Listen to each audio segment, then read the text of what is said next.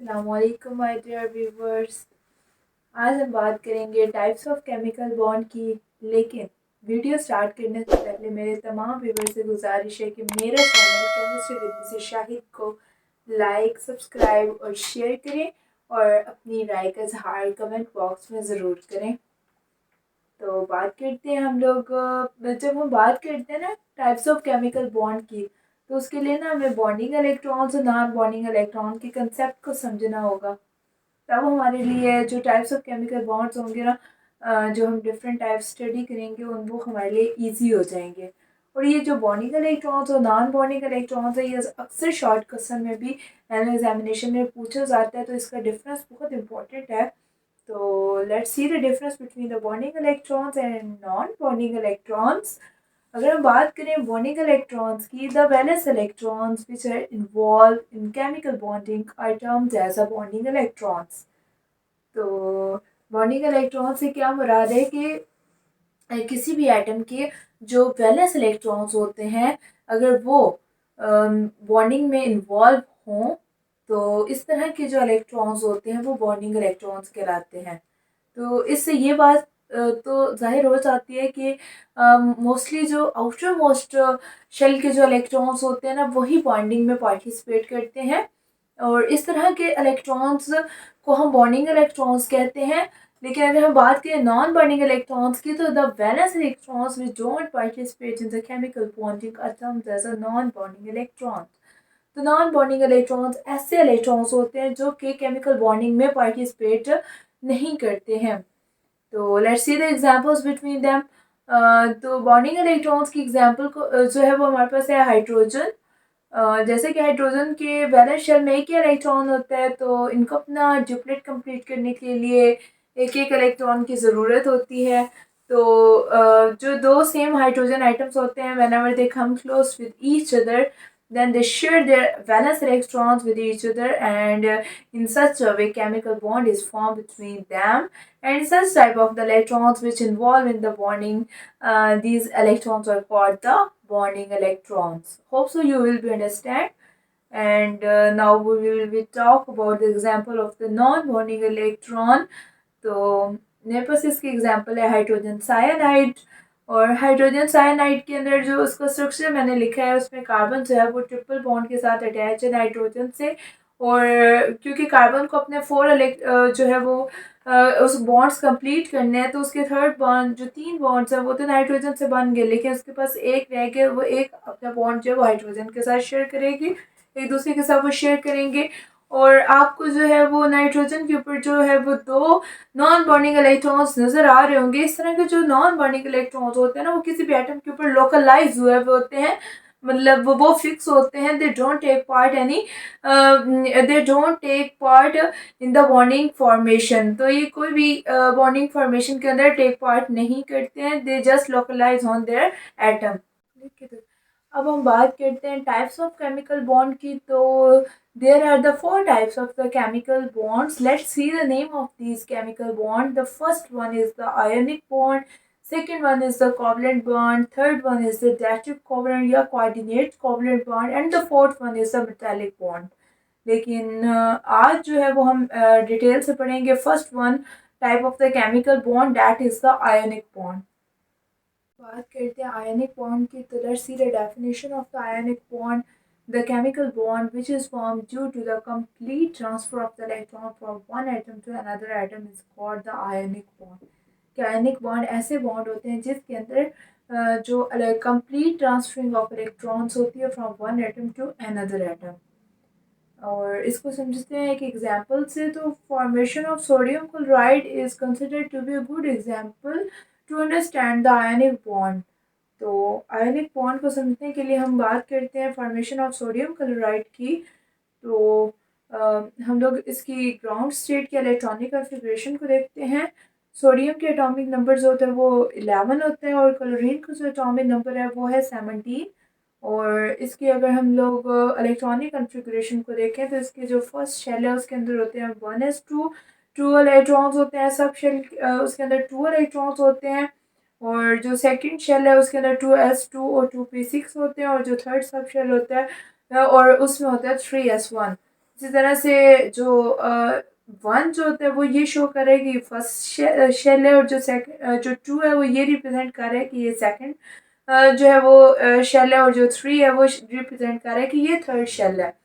इसी तरह से जो क्लोरीन है उसके इलेक्ट्रॉनिक कन्फिग्रेशन भी 1s2 2s2 2p6 3s2 और 3p5 है। तो सोडियम के पास जो है वो हमें ये नज़र आ रहा है कि उसके आउटर मोस्ट शेल में जो है वो एक इलेक्ट्रॉन है, जबकि क्लोरीन है उसके जो आउटर मोस्ट शेल के अंदर जो है वो 7 इलेक्ट्रॉन्स हैं। ग्रुप वन और ग्रुप टू के जितने भी एटम्स होते हैं ना, they are considered the metals, और metals have the tendency to lose their valence electrons from the positive to form a positive ions। के जो ग्रुप प्रोडक्ट टेबल के अंदर जो ग्रुप वन और ग्रुप टू के जितने भी एलिमेंट्स होते हैं ना, ये मेटल्स होती हैं, और मेटल्स के पास क्या टेंडेंसी होती है, उनके पास ये ताकत होती है कि अपने वैलेंस शेल्स के अंदर से जो है वो अपने एक्स्ट्रा इलेक्ट्रॉन्स को लूज़ करके वो स्टेबल हो जाती हैं, और इस तरह से वो एक पॉजिटिव आयंस जो है वो बना लेती हैं। जबकि जो ग्रुप 15 टू 17 के जितने भी एटम्स हैं वो नॉन मेटल्स होती हैं, और जो नॉन मेटल्स होती हैं उनके पास जो टेंडेंसी होती है वो लूज़ करने की भी होती है और गेन करने की भी टेंडेंसी होती है, और ये इलेक्ट्रोनेगेटिव होती हैं, और इनकी इलेक्ट्रॉन अफिनिटीज़ भी हाई होती हैं। तो इन दोनों के अंदर क्या डिफरेंस है कि जो ग्रुप वन और टू वाले मेटल्स होते हैं, ग्रुप 15 और 17 वाले नॉन मेटल्स होते हैं। मेटल्स के पास क्या होती है, वो खाली लूज करके पॉजिटिव आयंस बनाती है, जबकि नॉन मेटल्स जो होती हैं इनके पास क्या होती है, दोनों कैपेबिलिटीज़ होती हैं कि ख़ुद को स्टेबलाइज करने के लिए जहाँ उनको ये लगता है कि हमें अपने इलेक्ट्रॉन्स गेन करने चाहिए, तो वो 1 2 इलेक्ट्रॉन्स गेन करके ख़ुद को स्टेबलाइज कर लेती हैं, या अपने एक्स्ट्रा इलेक्ट्रॉन्स जो है वो लूज़ करके वो ख़ुद को स्टेबलाइज कर लेती हैं, और ये इलेक्ट्रोनेगेटिव होती हैं। और अब मैं थोड़ा सा जो है वो ब्रीफली ओवरव्यू दूंगी इलेक्ट्रोनेगेटिविटी का। तो इलेक्ट्रोनेगेटिविटी क्या होती है, इलेक्ट्रोनेगेटिविटी एक प्रॉपर्टी होती है किसी भी एटम की कि वो किसी भी जो दूसरे एटम के इलेक्ट्रॉन्स को कितनी ताकत से अपनी तरफ खींचता है। This is called the electronegativity, और ये इलेक्ट्रोनेगेटिविटी हमें नॉन मेटल्स के अंदर जो है वो ज़्यादा प्रोमिनेंट नज़र आती है as comparable to the metals, और इनकी इलेक्ट्रॉन अफिनिटीज़ भी हाई होती हैं। अब इलेक्ट्रॉन अफिनिटीज़ क्या होती हैं उसके बारे में भी मैं ब्रीफली सा ओवरव्यू दूंगी आपको, कि जो इलेक्ट्रॉन अफिनिटीज़ होती हैं ये मोस्टली जो है वो रिलीज ऑफ एनर्जी होती है जब कोई भी इलेक्ट्रॉन जो है वो किसी भी एटम के अंदर ऐड होता है। मीन्स इलेक्ट्रोनेगेटिविटी और इलेक्ट्रॉन अफिनिटी ये बहुत एक दूसरे के साथ जो है वो रिलेट कर रही हैं। जब इलेक्ट्रोनेगेटिविटी का प्रोसेस होगा तो साथ ही हमारे पास इलेक्ट्रॉन अफिनिटी का भी प्रोसेस होगा। मींस कि जब कोई भी नॉन मेटल जो है वो इलेक्ट्रॉन जो है वो गेन करेगी, और उस दौरान में क्या होगा कि कुछ अमाउंट ऑफ हीट जो है वो रिलीज होगी, और this is called the electron affinity. If two different groups like metals and non metals, जैसे कि हमने ऊपर अभी ग्रुप्स की बात की है, whenever they are allowed to react with each other, as a result the chemical bond is formed, and such type of the bond is called the ionic bond। वो ये कहना चाह रहे हैं कि अगर हम लोग दो डिफरेंट किस्म के ग्रुप्स के एटम्स को आपस में मिलाएं, लाइक अगर हम लोग कोई भी एटम ले लें ग्रुप वन का या ग्रुप टू का, या उधर से 15 टू 17 में से कोई भी रैंडम हम कोई भी एटम ले लें, तो आपको पता है कि इन दोनों के ऊपर जो है वो चार्जेस भी डिफरेंट होंगे, एक के ऊपर प्लस होगा एक के ऊपर नेगेटिव चार्ज होगा, और इनकी प्रॉपर्टीज़ भी इंटायरली एक दूसरे से डिफरेंट होंगी। और जब इस तरह के एक मेटल के अंदर और एक नॉन मेटल के अंदर जब बॉन्ड बनता है, तो वो जो बॉन्ड होता है वो केमिकल बॉन्ड कहलाता है, और उस केमिकल बॉन्ड के अंदर भी वो कौन सी टाइप का बॉन्ड होता है, वो आयनिक बॉन्ड होता है। अब हम बात करते हैं उस प्रोसीजर की कि जिसके नतीजे से एक आयनिक बॉन्ड बनता है, और हम लोग वही एग्जांपल लेंगे सोडियम क्लोराइड की।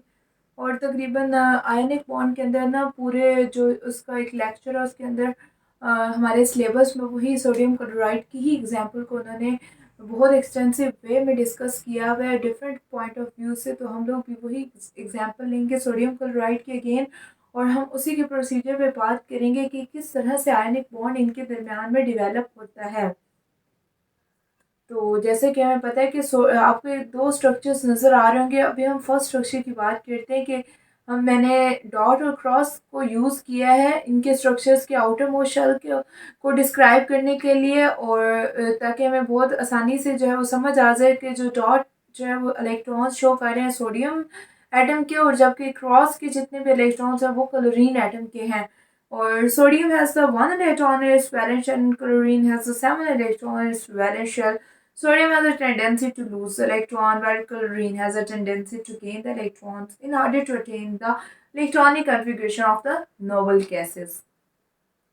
सोडियम क्योंकि मेटल है और मेटल के पास टेंडेंसी होती है कि वो अपने इलेक्ट्रॉन्स को लूज़ कर दे, जबकि क्लोरीन जो है वो एक नॉन मेटल है। जैसे कि अभी हमने प्रीवियस जो है वो अभी हमने यही बात की थी, और क्लोरीन के पास, क्लोरीन नॉन मेटल है, उसके पास टेंडेंसी है कि वो गेन कर ले, तो वो एक इलेक्ट्रॉन जो सोडियम एटम का है एक्स्ट्रा, वो क्लोरीन ही गेन कर लेगा जब सोडियम उसको लूज़ करेगा। और इस तरह से एक पॉजिटिव और एक नेगेटिव जो है वो एटम के दरमियान में एक बॉन्ड बनेगा, और this bond is called the ionic bond. और जो सोडियम एटम है वो अपना एक एक्स्ट्रा इलेक्ट्रॉन को लूज करके वो इलेक्ट्रॉनिक कन्फिग्रेशन जो है वो नोबल गैसेस में हमारे पास एक एटम है नियोन, उसकी अचीव कर लेंगे, जबकि क्लोरीन जो है वो एक इलेक्ट्रॉन को गेन करके वो आर्गोन की जो नोबल गैसेस की जो इलेक्ट्रॉनिक कन्फिग्रेशन है वो उसको अटेन कर लेंगे। और इसको एक मैंने दो इक्वेशंस में रिप्रेजेंट किया है लास्ट में, कि सोडियम के ऊपर जो है एक डॉट है वो अंडर को जाएगा एक रिएक्शन के अंदर, जहाँ पे वो सोडियम के ऊपर प्लस चार्ज हो जाएगा और अपने एक इलेक्ट्रॉन को लूज कर लेगा, और वो नियोन की नोबल गैस को अटेन कर लेगा। बिल्कुल इसी तरह से क्लोरीन जो है वो वही इलेक्ट्रॉन जो है वो गेन करके उसके ऊपर नेगेटिव चार्ज आ जाएगा, और वो आर्गोन की नोबल गैसेस को की इलेक्ट्रॉनिक कन्फिग्रेशन को अटेन कर लेगा।